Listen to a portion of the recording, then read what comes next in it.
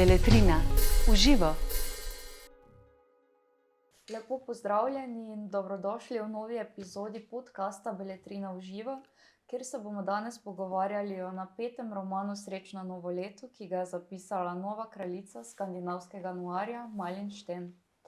Zgodba nas popelje v novoletno noč na dve ločeni zabavi. Na eni se zabavajo stari družinski prijatelji, na drugi pa njihovi najstniški hčeri. Oba dogodka uideta izpod nadzora, naslednje jutro pa je 15-letna Jennifer pogrešana. Njena mama obupano raziskuje, kaj se je zgodilo, medtem ko se v prijateljstvih in družinah razkrivajo skrivnosti, dvomi in resnice o medosebnih odnosih, ki so morda manj trdni, kot so verjeli. To je roman, ki ne govori le o iskanju pogrešane najstnice, temveč odpira vprašanja, kako dobro poznamo drug drugega in sami sebe. Z mano sta danes urednica zbirke Žametna beletrina Branka Fišer, kjer je knjiga izšla, in Damjan Zorc, prevajalec, koordinator v pisarni Ljubljane, UNESCO-vega mesta literature in predvsem promotor dobrih knjig. Pozdravljena. Lepo pozdravljena. Branka, knjiga Srečno novo leto se je, kot že omenjeno, vključila v zbirko Žametna beletrina. Kaj te je najbolj prepričalo, da si uvrstila med izbrane naslove?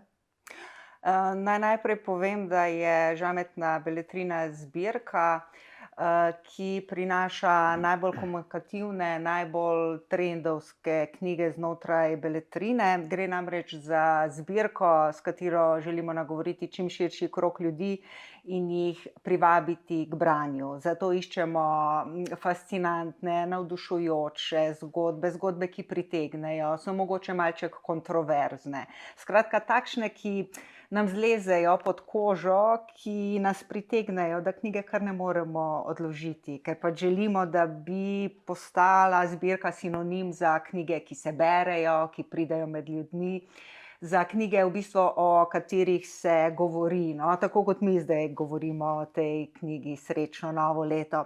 In ravno zaradi tega smo potem začeli razmišljati, da bi pač umestili v to zbirko knjige, intrigantna dela domačih avtorjev in pa seveda uspešnice svetovnih knjižnih trgov, ki so skrbno izbrane, seveda, pa največkrat žanrsko obarvane, ne? Ker pač ti žanri so v zadnjem desetletju, če tako rečem, doživeli svoj čas, svoj razcvet.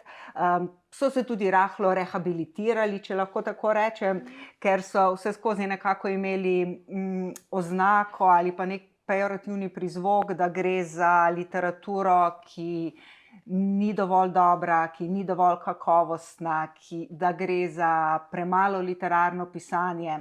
Skratka, da pač žanri niso dobra literatura. Zdaj za to neko rehabilitacijo, ne, in z tem, da je v tem zadnjem desetletju predvsem kriminalka postala glavni žanr, je seveda prišlo do tega, da se ogromno kriminalk bere, zaradi tega se tudi ogromno kriminalk piše in tudi ogromno kriminalk se izdaja, ne. Ampak tudi tukaj pri kriminalkah, tako kot recimo pač pri vseh področjih človekovega ustvarjanja, je treba ločiti pač zrno od plev, ne. In mi seveda iščemo tiste kriminalke, ki so dobre, ne. In kriminalke, ki so dobre, pa niso tiste kriminalke, ki imajo zgolj to, bom rekla, kriminalno premiso. Torej, to, da ti kot bralec recimo nekako aktivno ali pa angažirano mogoče iščeš morilca oziroma iščeš odgovor na to, kdo je storil nekaj, o čemer se gre v knjigi, ne. To samo po sebi ni dovolj, ne. Kriminalka mora prinesti še kaj drugega, mora biti kompleksno delo, ne, mora biti dobro izpisano delo, mora biti slogovno dodelano, mora biti dramaturško dobro premišljeno.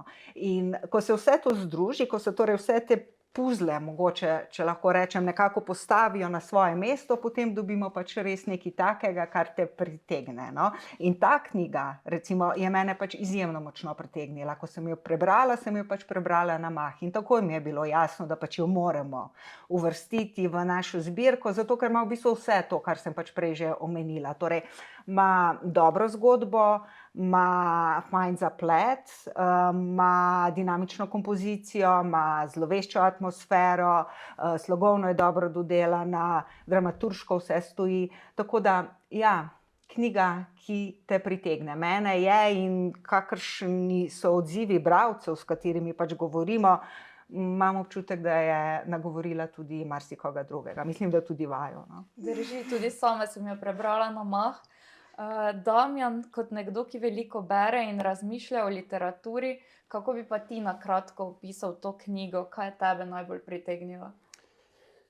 Tako kot je že bilo povedano, mislim, gre za delo, ki ni tipična kriminalka. Oziroma poznamo različne vrste kriminalk, seveda, in veliko, največ kriminalk, ki jih lahko dobimo na trgu, so kriminalke, ki se reče tako imenovane whodunit. Se pravi, ko bralec skupaj z, običajno so to, ali so kriminalisti, kriminalistke, ali so to, ne vem, forenziki ali tako naprej, ali pa novinarji, novinarke, kdorkoli že, skozi oči njih skupaj rešujemo nek umor, nek zločin in tako naprej. Se pravi, fokus na človeku, ki raziskuje nek umor in skupaj z njim razrešujemo neke uganke.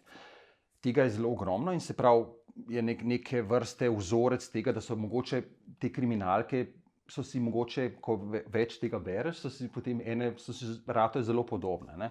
Pri tem delu pa je pa to vse postavljeno nekam v ozadje, se pravi, ne gre toliko za sam zločin, čeprav zelo hitro izvemo, kaj se zgodi, ampak je potem ta dinamika se prenese v neko bolj intimo, v intimne odnose, ki potem se razrešujejo na način, ki je bližje bralcu oziroma vstopi tudi v bralčevo intimo. Kar je tista zadeva, ko beremo recimo kriminalko, ki se dogaja, ko recimo iščemo nekega morilca, serijskega morilca običajno in tako naprej, vseeno se vzpostavi neka distanca, s katero nekako mogoče nimamo toliko stika. Ne? Ko pa vstopimo v tako kriminalko oziroma v tako knjigo, kot je ta, ki jaz rečem recimo družinski thriller, srhljivk ali kako temu že lahko rekli, se pa nekako pisatelj oziroma pisateljica v tem primeru vstopi v naš svet, ki nam zdi tudi, da se lahko zgodi vsakemu od nas, še zlasti v odnosih, v družinskih odnosih oziroma odnosih med prijatelji, odnosi med starši in otroki in tako naprej. Ne. In ta del je tisti del, ki ga avtorica tako mojstrsko izpiše, da te praktično od prve strani naprej povsod te bombardira praktično z nekim nelagodjem, ki je lahko izpiše to samo avtor, ki pozna to dinamiko, da nekako smo povezani tudi mi s tem. Ne. Se pravi, to je ta razlika med temi vrstami kriminal, ki je pa to običajno je pa to kot samostojno delo, ne. Se pravi, ni nekaj, da bomo imeli neko serijo nekih kriminalk, to je samostojno delo, ki je nekako, bi lahko rekel, da nam zaveže z mašno o tem, in ko preberemo to knjigo, si rečeš samo, da mislim, na nek način to bi se recimo tudi meni lahko zgodilo in je tisto, ki je nelagode, ki je na koncu, kar je recimo, ne vem, ali sem to pogrešal ali ne, ampak mogoče boljšne, ali ne vem, na kakšen način bi rekel, da ni neke vrste katarze, ki je na koncu, seveda ne bomo razkrili ničesar, ker je ne samo en zaplet in razplet, kot je bilo omenjeno, ampak jih je kar veliko. In je to, in tudi do zadnje strani je še zadnja pika, ki se postavi v tej knjigi, je tisto, ko zapreš knjigo in si rečeš, zdaj pa rabim res kakšen teden, da sploh lahko procesiram vse te zadeve, ki so se zgodile, ker je zelo, vsaj kar se mene osebno tiče, zelo blizu doma in zelo blizu mene osebno. Ne. Tudi meni, in potem se vprašaš, kaj pa naj zdaj berem, ko se tale konča. Ja. Da ostanemo pri odnosih, Branka, torej avtorica, se loteva družinskih odnosov in skrivnosti med ljudmi, ki bi si morali biti najbližji. Kaj v tej zgodbi deluje univerzalno, o tem je zdaj govoril že Damjan, kaj pa je tisto, kaj odseva značilen skandinavski pridih? Ja, precej je že Damjan povedal. Ne? Dejansko gre za to, da je univerzalna ta tema, koliko dejansko poznamo svoje bližnje, ne? Koliko smo si blizu, koliko vemo o njih. Recimo beremo včasih v medijih, ne, da je par živel srečno več desetletij, potem ko pa eden umre, pa da drug ugotovi, da je njegov partner recimo imel pač vzporedno življenje že več kot 10 let recimo, ali pa še več. Ali pa beremo o nekih prijaznih, ne vem, moških ali ženskah, ki potem izvemo, da so serijski morilci, ali pa recimo, da so spolni manijaki ali karkoli podobnega, ne? Pa hkrati zopet izvemo, da bližnji nekako niso mogoče nič vedeli o tem. In potem se spet pojavlja tukaj pač vprašanje, ne? A res ne vemo, a res tako slabo poznamo svoje bližnje, ali mogoče niti ne želimo vedeti, ali mogoče kdaj ne želimo vprašati, ker vemo, kakšen bo odgovor, pa mogoče ne želimo, da je ubeseden, ne? Vse te zadeve recimo so notri v tej knjigi in to je izjemno pač univerzalna tema. Torej, kako gledamo samo na formo, kako nam je to neka estetizirana podoba recimo družinskega življenja, kako nam je to okej, nobene pa ne pobrska malo odzadaj, kaj se skriva, kako se skriva, ne? In to je izjemno univerzalna tema, o kateri bi lahko še in še pač govorili, ne? Ampak je pa dejstvo, da pač je ta univerzalna tema pa postavljena v nek tak tipičen skandinavski milje, ne?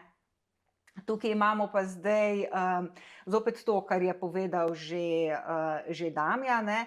Za ta skandinavski noir seveda ni značilna osredotočenost na policijski postopek, to je nekje drugje, hkrati tudi ni nekih krvavih scen, ni opisov brutalnih umorov, to je precej nepomembno oziroma zelo v ozadje potisnjeno, ne? Poudarek je pa na tem psihološkem suspenzu, na tej rahlem vzbujanju neprijetnosti, ki ga ima pač bralec, ko to bere, in pa seveda ogromno je te identifikacije, ne? Identifikacije z liki, ker vsi mi smo dejansko pač v nekih odnosih, ne? In marsikdaj se najdemo. Recimo jaz, ne, sem se kot pač starš, kot mama najstnika oziroma še posebej kot mama najstnika, ki je šel prvič sam na novoletno zabavo, izjemno našla tukaj, ne? Ne bi se me mogla knjiga bolj dotakniti, bolj zadeti, ne?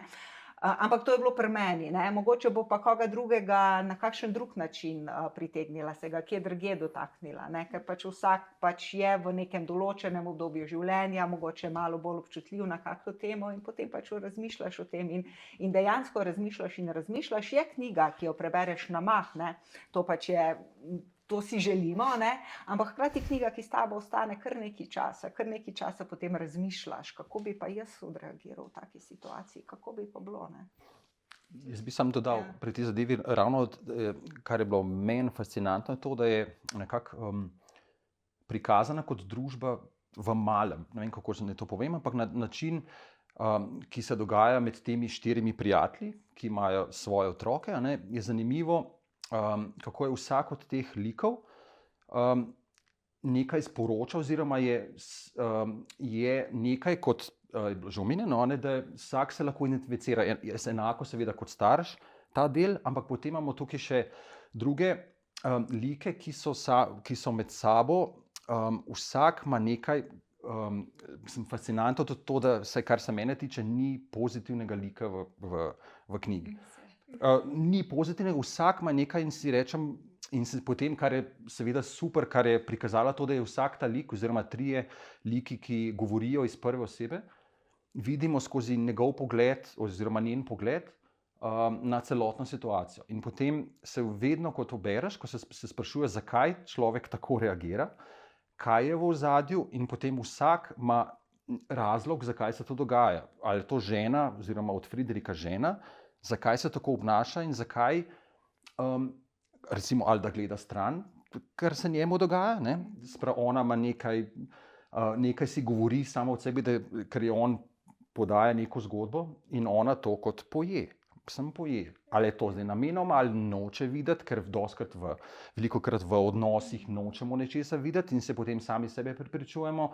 Potem imamo pa na drugi strani druga dva, se pravi Lolo pa Maxa, ne, ki sta pa spet pogled na družbo, ki je pa potem, saj pri Maxu je potem pa še se pravi pogled navzven na družbo, če pri Frideriku pa pri Nini pogledamo to navznoter, se pravi njun odnos, čeprav imata tudi ona dva seveda, ampak pri Maxu nasploh je pa družba nasploh s svojim pogledom ki je zelo širši problem v družbi, ne, sploh v švedski družbi verjetno, pa nasplošno bi lahko to prenesli na cel svet, problem migracij in pa problem tega, da ko se pojavi nek problem, ki v tej knjigi se pojavi povsod problem in kaj se zgodi, ko imamo ljudje probleme, kako se odzovemo na neke zelo, zelo težke probleme, ko se ven povlečemo stvari, ki jih mogoče v normalnih zadevah, kot pač na začetku na tem novoletnem žuru, je še vse nekako v redu in potem, ko se pojavi problem, kako se odzovejo Max se odzove na nekak družbeni problem,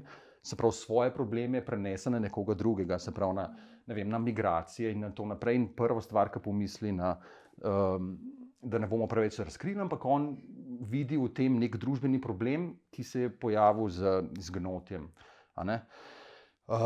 Enako je potem Friedrich, je sploh zelo tak nenavaden, oziroma zelo karakter, ki me je spravljal ob živce ves čas, in me je spravljalo tako tesnobno občutje, da nisem mogel verjeti, da se kaj takega lahko dogaja, ampak je spet to vprašanje, kakšen imamo mi odnos do otrok.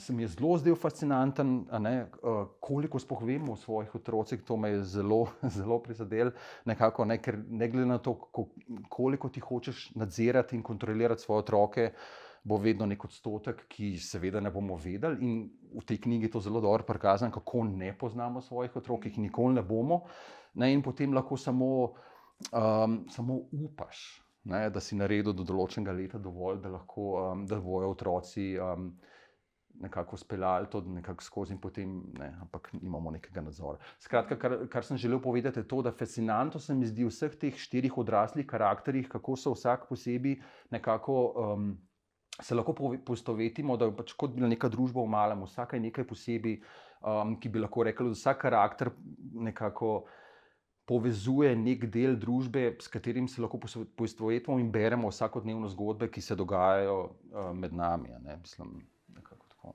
Drži, res je. Avtorica ustvarila en tak mikrokozmos s temi liki. So si med seboj na nek način podobni, a hkrati so si zelo različni. In zdaj praviš, da Fredrik ti je šel izjemno na živce. Katera od teh 4 perspektiv pa te je najbolj navdušila, najbolj pritegnila? V vsakem primeru, kar je seveda pa največja odlika tega romana, je ravno to, da gledamo skozi oči vsakega od teh 3 likov, ki opisujejo svojo zgodbo. In je ravno to fascinantno, da ta prikaz, se pravi intimni prikaz, se pravi, da avtorica ne razlaga, kaj se z njimi dogaja, ampak skozi njihove oči mi beremo. Se pravi, da jaz bi rekel, da ni enega lika tukaj, da bi stopil, seveda je Friedrich. Njemu se seveda največ stvari dogaja, če milo rečem, te zadeve. In tako tudi bom rekel, da kar se tiče tega, če bi izstopil, pa kar je mene recimo zelo tesnobo, kot sem že omenil, pač ravno Friedrich. Mogel sem na trenutke odložiti knjigo, ker me je v take tesnobne občutke spravljal, da nisem mogel verjeti, da lahko nekdo tako opisuje oziroma tako karakter opisuje, da te spravi v tako, mislim, že dolgo me ni spravljal v tako stanje, da sem mogel knjigo odložiti. Čeprav nisem mogel odložiti, tak paradoks je, ker dejansko knjigo sem prebral zelo hitro, ampak sem mogel odložiti knjigo, ker ko sem bral Friedrichove dele, je bilo neverjetno, kako me je to spravljalo v nek obup, ki se je dogajalo. Potem pa še seveda istočasno, kot Pol, njegova žena, kako je vse te stvari, njemu se tako neverjetne stvari dogajale, tako neverjetne stvari je počel, da me je potem še po drugi strani spravljalo še v drug obup, kako nekdo, ki živi z njim, ki ima otroke z njim, da se teh stvari ne vidi. Ne? In potem sem se te stvari sprašal, zakaj. A je človek lahko tako naiven, da se te stvari, nisem bil prepričan, da je lahko človek tako naiven, ali pač samo zaradi ljubega miru, zaradi otrok, se drži skupaj neko družino samo zaradi zgodbe, da se potem navzven vidi, da smo družina. Ne? To so zelo taka zanimiva vprašanja, ki se lahko pogovarjamo. Tako skozi postavljamo. Hkrati so pa tudi ti liki včasih, kot si rekel, da so ti bili včasih, bom rekla, prav nadležni. Prav nadležni, močna beseda, ampak nadležni zaradi, kar vsi, nadležni ravno zaradi tega, ker si misliš, pa kako, a res? A bi tudi jaz tako, pa ne, sej ne bi, mogoče pa bi, kako, zelo, zelo plastični so, zelo dobro izpisani, zelo dobro predstavljeni in vidi se, da pač da avtorica tudi zelo dobro pozna tematiko, ki jo opisuje. Ni zdaj tako, dejansko to, kar si ti omenil prej na začetku, to vprašanje, kdo je storil, je v bistvu precej drugotnega pomena. Je tisto, kar pač malo te vleče naprej, ampak ti se dejansko zahaklaš, ko bereš knjigo na čisto druge zadeve, ki te potegnejo. Hkrati je pa ta dramaturgija meni tudi pač fascinantna. Ti trije pogledi različni in kako točno ve, kdaj kaj dozirati, kako informacijo, kje dati. Mislim, res so se, meni se zdi, da so se puzle super sestavljeno. Je pa dobila avtorica idejo, potem, ko je njena hči predlagala, da bi sama praznovala, ko je bila stara 16, novo leto. Glede na knjigo predvidevam, da ji tega ni dovolila. In je zapisala en res odličen preplet družinske drame in psihološkega trilerja. In Branka, zakaj misliš, da je to kombinacija, ki tako dobro nagovarja sodobne bralce? Mislim, da je še en podoben roman izšel pri Žametni beletrini. Ja, res je, imamo tudi roman Nori med, ki je na tak način napisan. Gre za pa zopet ta kriminalno premiso, ki pa je spet v drugotnem pomenu. Tukaj imamo pač dve materi samohranilki in vsaka ima pač enega otroka, eno punco, ena fanta, ki se med seboj zaljubita. In začne se pa dogajati, ko pač punco najdejo mrtvo, najdejo tale fant, ki je bil tudi zadnji, ki jo je videl živo. Ampak zopet se na podlagi tega potem pač raziskujejo oziroma odstirajo se zopet pač najrazličnejše povezave, vsi dogodki iz preteklosti, ki usodno vplivajo na stanje recimo tukaj in zdaj in podobne stvari. Ampak zopet fokus je na odnosih in tudi zelo podobni so ti odnosi do recimo odraščajočih otrok, do najstnikov. In tukaj se mi zdi ravno ta identifikacijska točka oziroma več teh točk, ki so tako zelo, zelo močne, da te pocrkajo. In to je tisto, kar se mi zdi je pri teh spojih recimo zelo pomembno in pa hkrati to vpliva na to, da dejansko mi vzamemo krimič za svojega. Ker pač je malo drugačen od vseh tistih, ki smo jih že prebrali, ker pač nam da še nekaj več, ker pač razmišljamo o teh vprašanjih. In dejansko pač družinske drame tvorijo odnosi. In kot sem že prej rekla, vsi pač smo v teh odnosih in se skozi malček razmišljamo, kako bi bilo, če bi. In tukaj je tudi zelo močno, pri tem se mi zdi tudi to vprašanje vzgoje, recimo mogoče. Ker imamo pač dve najstnici, vsaka pač je različno vzgojena in kot starš recimo vse skozi nekako iščeš tisto mejo oziroma neko ravnovesje med na eni strani preveč avtoritarno, preveč strogo vzgojo in na drugi strani preveč permisivno vzgojo. Nekako bi rad pač iz svojih otrok naredil odgovorne odrasle in tako kot si rekel, Damjan, upaš, da si do nekega leta naredil tisto, kar se je dalo narediti, ker ko so že najstniki, ko so že stari 16 let, je pač bolj ali manj že prepozno. Še vprašanje za oba, torej mislim, da smo prišli do zaključka, da knjiga zelo dobro zrcali sodobno družbo. In kaj je tisto sporočilo, ki bi ga mogoče najbolj izpostavila glede odnosov med generacijami?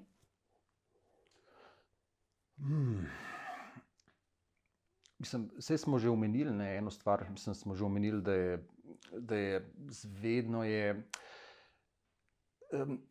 to je ta zadeva, ki se mi zdi, da se kar prenaša iz generacije v generacijo, ne. Ko si mlajši, ti gledaš na zadeve zelo drugače, kot potem, ko si enkrat starš, oziroma ko si odrasel, ne. In je nekako ta prepad, ki se vzpostavlja med dvema generacijami, kar je tudi sporočilo, seveda eno od sporočil te knjige, ravno to, da je ne glede na to, kot smo že omenili, ne glede na ta nadzor, ki ga imamo na vse stvari, je vedno je neka vez, ki je pretrgana, oziroma ki se pretrga, ko enkrat naši otroci vzpostavijo nek drugoten, oziroma drug odnos s svojimi vrstniki. In potem mi ta nadzor izgubimo. In kar je pa še, mislim, mi zdi tudi, mogoče nismo še tega omenili, pa ravno to, ko imaš enkrat otroke in ko si odrasel, ti otroci s svojimi, kakršnokoli imajo že življenje, ti povlečejo neke druge stvari iz tebe ven, ki jih tudi negativne, oziroma absolutno negativne stvari, ki ti jih potegnejo ven, ki jih mogoče sploh, oziroma si jih potlačil, ali pa jih nisi vedel, oziroma nisi vedel, da si jih imel, ker to otroci zelo dobro znajo, ne. In je ravno to, da je, mislim, ne vem, če je mogoče že malo preveč razmišljamo o tej zadevi, ne, ampak se mogoče ravno o tem odlikah se o tem pogovarjamo, ne, ampak ta odnos, ki ga seveda starš obstajal do otroka, je vedno tudi obratno. A ne? In so stvari, ki jih tudi otroci nas učijo, razen na nek način, da pač so določene stvari, ki jih ne poznamo vse ravno zaradi tega, ne? In je potem, v tej knjigi, kot je to, ne, se pa ravno to zgodi, da kaj se zgodi pa, ko grejo stvari v ekstrem, in kako smo mi na to pripravljeni, oziroma običajno smo nepripravljeni na take ekstremne situacije, in kaj vse ven na plano pride, kar nismo vedeli, da smo skozi vsa ta leta potlačili sebe, ne? In smo nekako odrivali stran, ko se moraš soočati s tem, je pa ravno to tista zadeva, kako se s temi stvari soočamo in kako se sploh spopadamo s temi zadevami. Običajno se ne znamo, ne? In to je tisti problem, ki je potem, ko pride na plano vse živo ven, ko misliš, da nimaš predsodkov, da imaš vse pod kontrolo, da so tvoji otroci v redu, vse te stvari te stvari razpadejo in potem spet plavamo nekako in spet ne znamo nekako to, ne? In takrat se šele vidi potem, kako trdno je recimo odnos med partnerjema, pa odnos do otrok, pa odnos do prijateljev. Vse te navezave, ki jih imamo, so nekako, pa nočem biti ciničen, pa nočem biti tako pesimist za konec, ampak se mi zdi, da so zelo trhle in zelo rahle in se lahko zelo hitro razpadejo, če jih ne negujemo, ne vem. Ja, če jih ne negujemo, ne? Tako. Oziroma pač dokler pač je vse ok, dokler je pač to morje mirno, ne, je dejansko vse ok, ne. Kako hitro pa pride do malo ekstremnih situacij, se pa začne počasi vse razpadati. Ja, jaz bi tukaj mogoče dodala ob vseh teh odnosih, ki si jih omenil, tudi še ta odnos do naših staršev, ne? Ja. Ker pač dejansko takrat, ko ti dobiš otroke, se mi zdi, da tudi na novo premisliš odnos do staršev, ne? In svoj odnos do njih, njihov odnos do tebe, mogoče pač malček drugačna optika, ko je bila prej. Tudi tukaj v knjigi je en ta segment, ne? Do starih staršev, ne? Se pa zelo strinjam s tem, ne? Da ja, seveda, pač treba je vlagati v odnose, treba jih je negovati, treba je mogoče tudi s tem, da kdaj komu prebereš kakšno knjigo ali pa mu jo vsej posreduješ, mogoče koga spodbudiš tudi k temu razmišljanju. No, to pač super knjiga za darilo, bi mogoče rekla na koncu, kaj pa dejansko rečeš, prinesel sem ti en sproščujoč triler, ampak potem pa mogoče pride kaj drugega. Kakšni pa so načrti za zbirko Žametna beletrina za naprej? Lahko pričakujemo še več napetih zgodb? Ja, napeto bo. Seveda, že kar naslednji mesec, torej februarja, prihaja knjiga italijanske avtorice Beatrice Salvioni. ima naslov Prekleta. Tukaj gre za tako bolj Ferrantejevsko zgodbo o prijateljstvu dveh deklet na ozadju fašistične Mussolinijeve Italije. Ampak že v prvem prizoru imamo truplo, ki ga mlada 12-letna deklica skuša spraviti iz sebe. Ne? In potem se pač odvija, ne bom več povedala, kvarnikov ne bomo govorili. To je ena. Se pa še posebej veselim pa še ene knjige, oziroma prve knjige kriminalne trilogije. Tukaj bo šlo pa za španskega avtorja Juan Gómez Jurado. In prva knjiga nosi naslov Rdeča kraljica, druga je Črna volkulja, tretja Beli kralj. Gre za trilogijo, ki je pa v drugo smer kot tale Srečno novo leto. Sej gre za rahlo humorno, mogoče rahlo cinično raziskovanje in poudarek je na dveh glavnih raziskovalcih, protagonistih, ki sicer nista policista, ne, tudi nista detektiva, sta pa zelo posebna in malček mogoče spominjata na Lisbeth Salander pa Michaela Blomqvista, to se pravi pač ta protagonista, ki sta mogoče ta skandinavski noir pač prinesla v Slovenijo oziroma v širši svet. No. Sliši se odlično, se zelo veselim. Najlepša hvala obema za tale krasen pogovor. Zelo lepo se pogovarjati, ko smo trije navdušeni nad enako knjigo. Vam pa hvala, ker ste nas spet poslušali in povabila k branju. Nasvidenje. Hvala. Hvala. Beletrina v živo.